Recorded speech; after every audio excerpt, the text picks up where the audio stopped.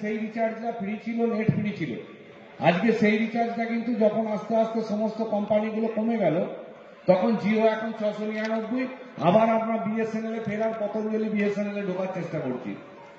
তো এই বুনিয়াদী প্রাথমিক বিদ্যালয়গুলো আছে বলে এখনো পর্যন্ত নিরক্ষরতা কম আছে। আজকে হয়তো ভাবছি 5,000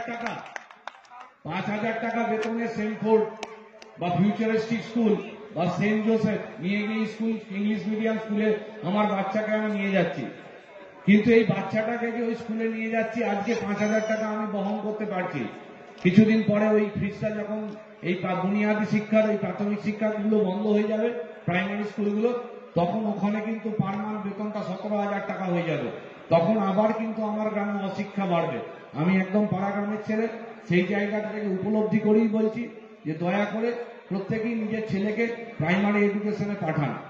আমি বলছি যে সমস্ত মাস্টারমশাইরা পেয়েছেন, এই মাস্টারমশাইরা কিন্তু যথেষ্ট পরীক্ষা দিয়ে এই প্রাইমারি স্কুলে মাস্টার শিক্ষকতা পেয়েছেন, এবং এনাদের কাছে যেটা শিখবেন সেটা সঠিক শিখবেন।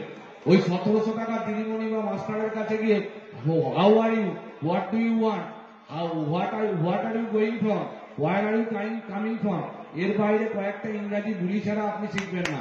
আপনার ভিত্তি কখন হবে এখান থেকেই, যার যেখান থেকে ওঠার। আমি ওই প্রাইমারি স্কুল থেকে উঠে এসে আজকে জায়গা পেয়েছি। যারা আজকে হয়তো বিডিও সাহেবকে জিজ্ঞেস করুন, উনিও ডিএম ম্যাডামও কিন্তু ওই প্রাইমারি থেকেই উঠে এসছে। তো যে জায়গা থেকেই উঠে আসি না কেন, ওই বুনিয়াদী শিক্ষা থেকে এসছি। এই বুনিয়াদী শিক্ষাকে আমাদের বাঁচাতে হবে, এবং বাঁচানোর জন্য আমাদের আশু করণীয় যে আমাদের প্রাইমারি এডুকেশনটাকে, সিস্টেমটাকে বাঁচাতে হবে। সরকার যে চেষ্টা করছে সেই জায়গা থেকে চেষ্টা করুন। আর সবাইকার একটা ধারণা হয়ে গেছে যে যেহেতু মাস্টারমশাইরা সরকারি কর্মচারী, সরকারি লোক মানে সরকারি বেতন পান, অর্থাৎ পাবলিকের শত্রু। আমি প্রাইভেটে সবকিছু পছন্দ হবে, শুধুমাত্র মানে একটা কথা বলতে খুব খারাপ শুনলেও বাস্তব, যে আমরা সমস্ত কিছু প্রাইভেট পছন্দ করি।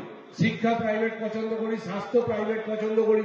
শুধুমাত্র বিয়ের সময় যদি মেয়ের বরটার সময়, তখন আমরা খুঁজি যে সরকারি চাকরিজীবী। এইটা বন্ধ করুন। সরকার থাকলে সবাই থাকবো, আর সরকারের প্রচেষ্টা আছে বলি আজকে এই জায়গায় আমরা দাঁড়িয়ে আছি। তাই অনুরোধ করব যে ছেলেদেরকে ওই ফিউচারিস্টিক স্কুলে, কেজি স্কুলে তোতা পাখির বুলি শেখাতে না পাঠিয়ে এখানে যথেষ্ট যোগ্য মাস্টারমশাই শিক্ষকরা আছেন, এনাদের কাছে পাঠান। প্রাইমারি স্কুলগুলোকে প্রাণবন্ত করে তুলুন। আগামী দিনে আমরা কিন্তু আরো উজ্জ্বল ভবিষ্যৎ এই প্রাইমারি স্কুল থেকে উঠে আসবো। ধন্যবাদ স্পোর্টস সুষ্ঠুভাবে করার জন্য মাস্টারমশাইদের এবং এসআই ম্যাডামকে আমার পক্ষ থেকে ধন্যবাদ জানিয়ে আমি আমার বক্তব্য শেষ করছি।